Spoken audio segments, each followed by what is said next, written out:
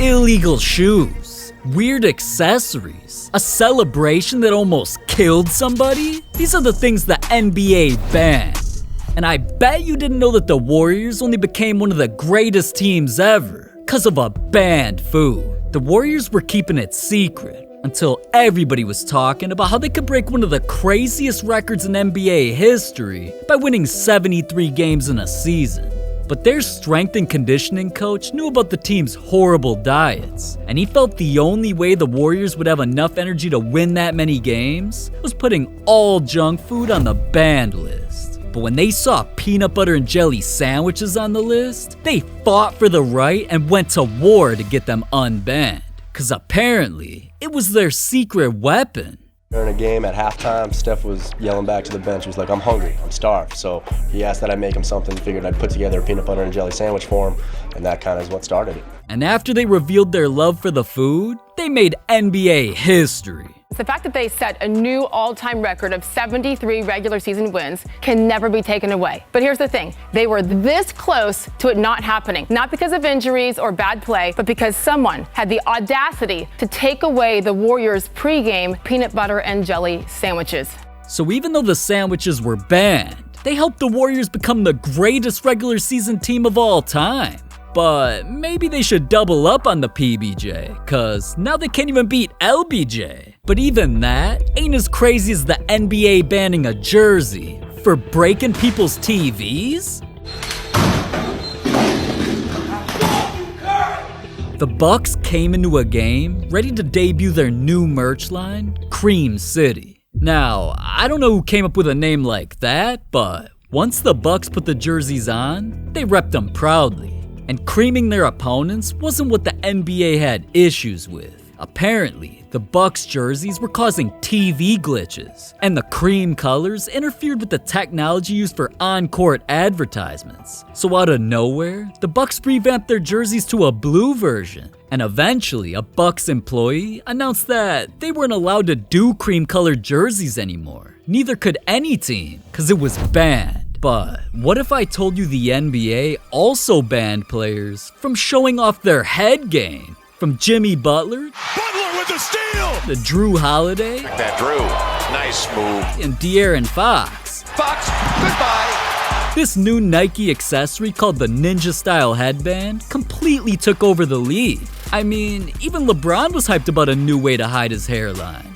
Until the NBA got scared players would tug the headbands from behind and cause injuries. So looking like my ninja was banned. But an accessory is one thing. There's banned celebrations that get players fined tens of thousands of dollars. The shot clock was becoming an issue in LeBron. And the middle finger salute is one of the fans, and he'll get fined for that. Jimmy Butler getting it done. To me, those celebrations were hilarious. But to the NBA, those gestures were considered inappropriate, got players fined thousands of dollars each, and were banned. So now you see why players usually don't let their celebrations get out of pocket. But the NBA isn't the only one who bans things. LeBron James ruined all of his teammates' fun just because they lost him a championship.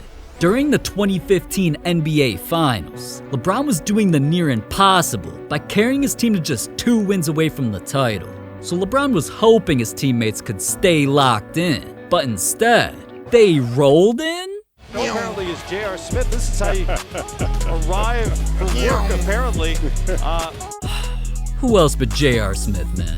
When he pulled up on his hoverboard, it was all fun and games, but it completely jinxed the series, or at least that's what LeBron thought, because the Cavs lost that night, the next 2 games after, and were forced to watch their opponents celebrate a championship on their home court. So LeBron was beyond pissed. And not only did he blame the hoverboards for the losses, he literally forced the Cavs to ban them. I already know LeBron got some hate for that one. Hey, watch your mouth, woman. But I bet you didn't know that the NBA bans anybody who hates on LeBron? People get pretty wild towards him. Hey, bro, you better get this together. That receipt in that airline. And while some of those things are funny, one fan literally told LeBron she hoped his son got into a car accident and died, so he got her ejected. What is LeBron looking for? Somebody is. We got a fan that's got a little unruly, and LeBron is pointing it out to the officials. And what they're going to do is they're going to put them out. Now, LeBron can do that because there's been a secret rule ever since he made a decision that shocked the world. What's your decision? In this fall, I'm going to take my talents to South Beach. That announcement nearly sparked World War III. Fans rioting, burning his jerseys, and the NBA felt like this would follow LeBron into arenas. So they invented the No LeBron Hate rule, where it states that verbal hate towards LeBron, wearing anti-LeBron merch, or even holding signs with LeBron hate will get fans ejected from the arena and banned. Now, obviously to this day, some hate slips through, but no matter what comes out of fans' mouths, it doesn't compare to what's banned from being in players' ears. Music's always been a way that players get hyped up for games, whether it's the Grizzlies holding a dance ritual or LeBron rapping his favorite lyrics. Baby, won't you come my way? Without music, players would not be on point, but the NBA didn't care. They felt that wearing earbuds was not proper attire on the court, and for a while, they stopped letting players wear them until NBA legend Vince Carter spoke out on this and said, "It's gonna hurt my routine. I like to listen to music when I'm working out. That was my chance to really kind of relax yet focus in when I have music on." Regardless though, in the NBA, all earbuds were banned. But nothing we've talked about so far is as wild as one of the NBA's biggest cover-ups. The time they banned a basketball from making players' hands bleed. During the 2006 season, NBA Commissioner David Stern heard about a new invention called the Spalding Synthetic, and these basketballs were being specifically designed for NBA players. They were rumored to include microfibers instead of leather for better grip, which would also cause moisture to evaporate quicker. And right out of the box, every ball was supposed to feel broken in to give all players an equal advantage. There seemed like no negatives, so Commissioner Stern forced all teams to make the transition. But within only months of his balls being played with, it became one of the biggest controversies in NBA history.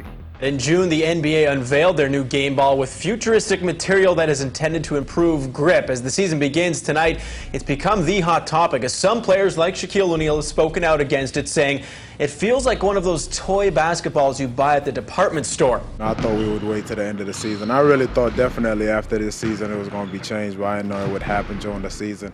But I mean, I guess a lot of guys were complaining about it. I guess there's something to it. I mean, that's the guys complaining about getting cut hands. I don't know. I mean, I used to get them when I was in high school. It was always just whenever like it got cold, it got dry out. That's all it was. But I guess it has something to do with the ball. Now, it was bigger than just the Bulls. Superstars like Steve Nash and Dirk Nowitzki were complaining. The balls were even causing players to suffer hand injuries. So Mavericks owner Mark Cuban took it upon himself to prove the balls were messing up the game. And he literally paid a physics professor to study the ball, where they found shocking reasons why shots like these went in. Got it in. Here's Carter for the tie.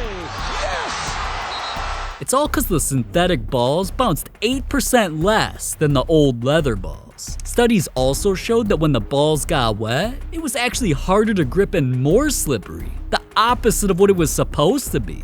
So this forever became known as the NBA's biggest failed experiment, as the league resorted back to their old balls and the Spalding Synthetic was banned. Man, shout out to the NBA for listening. But speaking of what players hold in their hands, if you ever get drafted to the Clippers, do not, I repeat, do not be seen holding an iPhone or an iPad around him. This is Steve Ballmer, and he recently bought the Clippers for a world record $2 billion. But the only reason he could afford that price tag is because he used to be the CEO of Microsoft and still owns a higher percentage of the company than Bill Gates. So Steve takes Microsoft products very seriously. Like, he doesn't even let his own family have iPhones. And once he became the Clippers owner, the very first rule he put into place was to switch all the team's technology to Microsoft, and all Apple products were banned. I guess Kawhi Leonard didn't get the memo. Now I see why he's never allowed to play. But I also see why he never joined the Houston Rockets. Because not only did they ban players from doing a certain move, anyone who violates the rule gets clowned by the entire team. In 2017, The Rockets were already one of the best in the West, but since they got eliminated early in the playoffs, Coach Mike D'Antoni wanted to make a change. He realized all their two-point shots, other than dunks and layups, were just as likely to go in as three-point shots. So he figured, why don't we just run the same plays all game long, where James Harden brings the ball up to get his own shot, drives to the rim, or passes to an open shooter for three.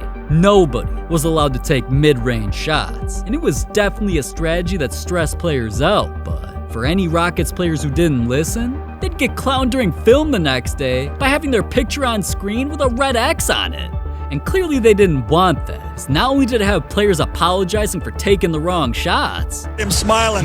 He goes, my bad. The Rockets ended up setting the record for most three-pointers made in a season and even became the best team in the league.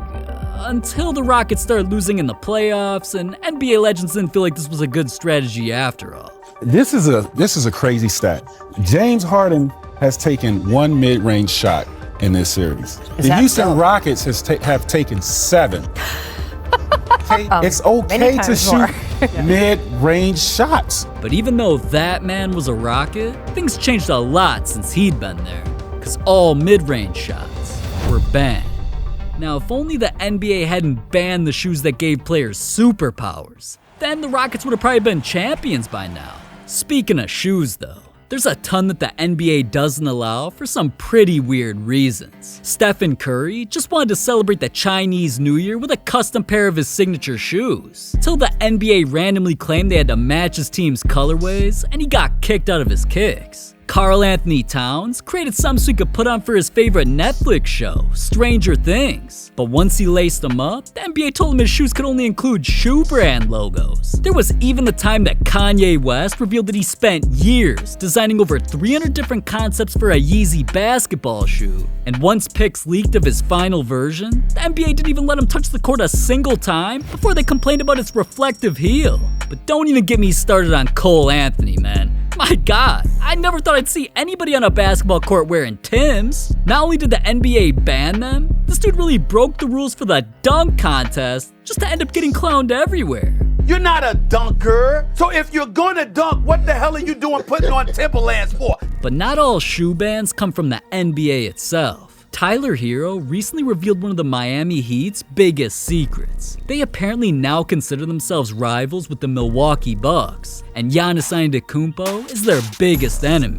So cause their squads face each other multiple times per season and keep running into each other during the playoffs, everybody on the team agreed that nobody's allowed to wear any of Giannis's signature shoes. And I don't blame them. Those shoes are ass. I'm glad they got banned. But I'm surprised there isn't more banned things in the NBA, because you wouldn't believe the things that players are hiding from the public. Like one player does things that are illegal. Another player almost never even existed. These are 20 things you didn't know about NBA players, and I know you want to watch it, man. Click it.